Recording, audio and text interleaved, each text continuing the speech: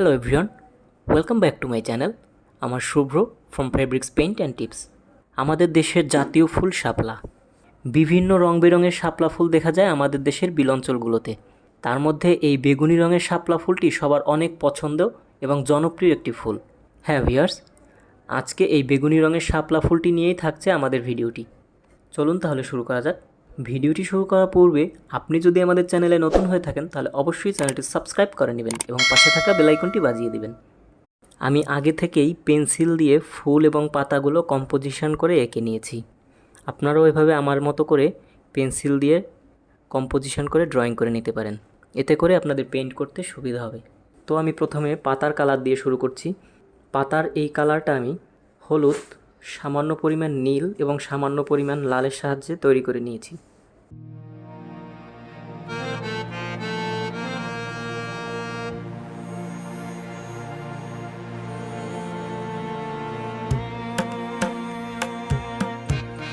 তো একইভাবে আমি পাতাগুলো দিয়ে নেব। তো এই দুইটা পাতার মধ্যে একটা পাতা নিচে এবং অন্যটা পাতাটা উপরে রয়েছে।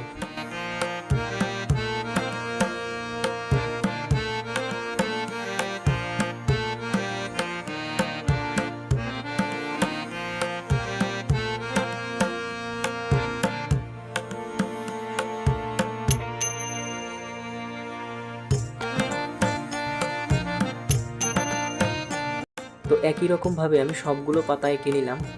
এ পর্যায়ে আমি ফুলের কালারগুলো দিয়ে নেব। ফুলের রঙটা আমি দুইটা কালার নির্বাচন করেছি, একটা একটু মেজেন্টা টাইপের ফুল আর একটা হচ্ছে বেগুনি।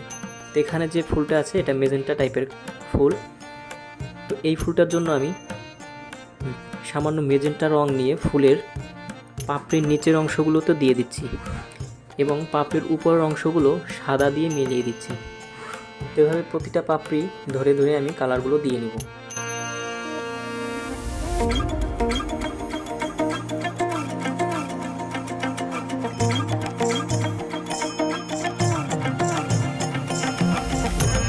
একইভাবে আমি নিচের এই বেগুনি রঙের ফুলটাও দিয়ে নিচ্ছি।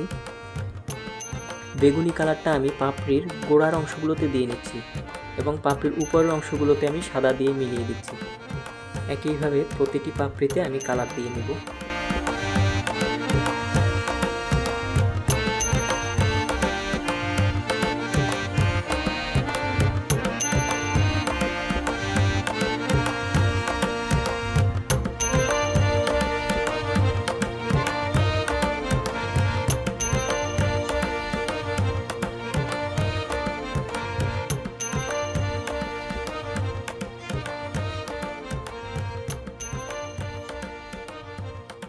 তো এখানে আরেকটি বেগুনি রঙের ফুল আছে।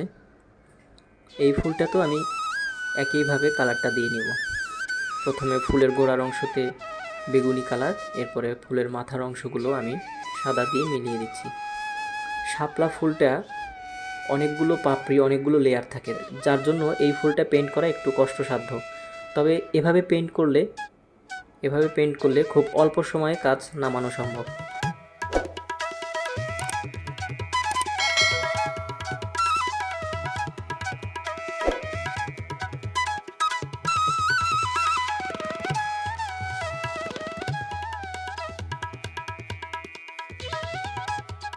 ফুলের কাজ শেষ হলে এবার আমি ফুলের কলিগুলো দিয়ে নেব। ফুলের মাঝের যে অংশগুলো রয়েছে এগুলোতে আমি হলুদ এই রঙটা দিয়ে নেব। প্রতিটি ফুলের মাঝে আমি এই হলুদ রঙটা দিয়ে নিচ্ছি। এখন যেটা করতে হবে, আমি ফুলের ব্যাকগ্রাউন্ড অর্থাৎ যে ফাঁকা অংশগুলো রয়েছে এখানে একটু ওয়াশ দিয়ে নেব। তো ওয়াশ দেওয়ার জন্য আমি প্রথমে পানি দিয়ে কাপড়টা ভালো করে ভিজিয়ে নিয়েছি। এরপরে পাতার নিচের অংশগুলোতে নীল রঙটা ছড়িয়ে দিচ্ছি এবং ফুলের কাছাকাছি অংশগুলোতে আমি পার্পেল টাইপের এই কালারটা দিয়ে নেব।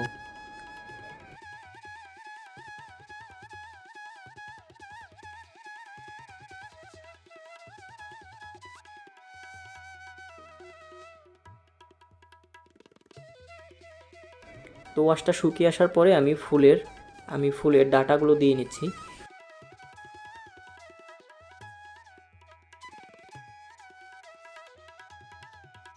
এ পর্যায়ে আমি পাতাগুলোকে লাইনের সাহায্যে বের করে দিব।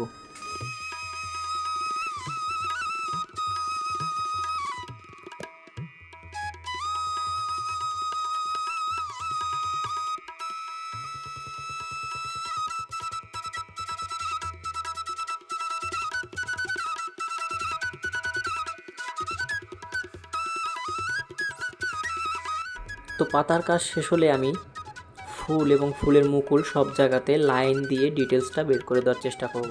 সব জায়গায় সুন্দর করে লাইন দিয়ে দিচ্ছি, যাতে করে পাপড়িগুলো একটা পাপড়ি থেকে যে আর একটা পাপড়ি আলাদা হয়, এটা বোঝানোর জন্যই আমি লাইনগুলো ব্যবহার করছি।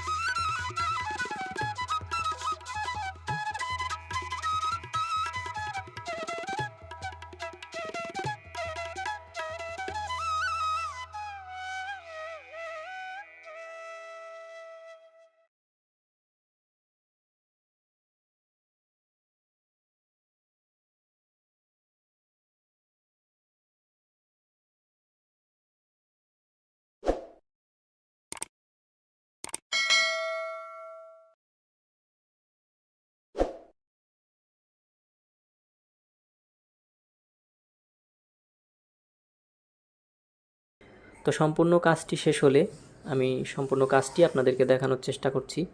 তো আজকের এই শাপলা ফুলের পেইন্টিংটি সবার কেমন লাগলো সবাই অবশ্যই কমেন্ট করে জানাবেন। Thanks for watching my video.